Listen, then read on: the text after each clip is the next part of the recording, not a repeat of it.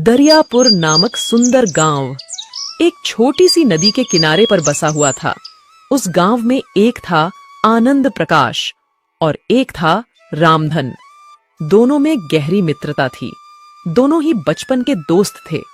दोनों की माली हालत अच्छी नहीं थी। उन्होंने साथ में बहुत काम किए, लेकिन सफलता नहीं मिली। अच्छे काम की तलाश में कुछ दिन बीत गए। फिर एक दिन उनके किसी मित्र ने उन्हें जमीन खरीदने बेचने के काम की सलाह दी। वो बोला, जमीन के रेट दिन रात तरक्की कर रहे हैं। शहर में प्लॉट खरीदने को लेकर बहुत मारामारी है। गांव के लोग गांव छोड़कर शहर में आकर बस रहे हैं, इसलिए जमीन के रेट बहुत तेजी से बढ़ रहे हैं। मेरी बात मानो तो तुम यह काम शुरू कर दो, तुम्हें फायदा ही फायदा होगा। उनको अपने मित्र की यह सलाह बहुत पसंद आई और फिर वो वहां से घर की ओर चल पड़े।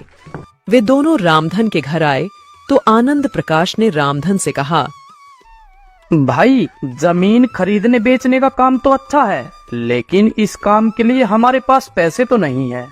रामधन ने कहा, भाई, यही बात मेरे दिमाग में भी चल रही थी। हमारे पास इतना पैसा तो नहीं है, लेकिन मेरे दिमाग में एक विचार आया है। क्यों ना हम अपने अपने घरों को गिरवी रख दे। जब हम इस काम से पैसा कमा लेंगे तो अपना अपना घर भी छुड़ा लेंगे।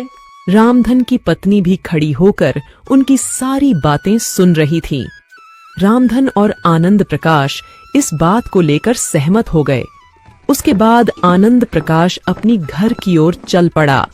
उसके जाने के बाद रामधन की पत्नी ने कहा, देखो जी, मकान गिरवी रखना कहाँ की समझदारी है। और फिर हमारे पास एक ही मकान है। अगर समय पर पैसा नहीं लौटा पाए तो हम घर से बेघर हो जाएंगे। रामधन ने अपनी पत्नी को समझाते हुए कहा, तुम क्यों चिंता करते हो? ऐसा कुछ भी नहीं होगा। घर भी हमारे पास रहेगा और समय पर कर्ज भी चुका दिया जाएगा। क्या तुझे मुझ पर भरोसा नहीं है? अगले दिन आनंद प्रकाश और रामधन एक बहुत बड़े सेठ के पास कर्ज लेने के लिए चले जाते हैं। आनंद प्रकाश सेठ जी से कहता है, सेठ जी, हमें 1 लाख रुपए की जरूरत है।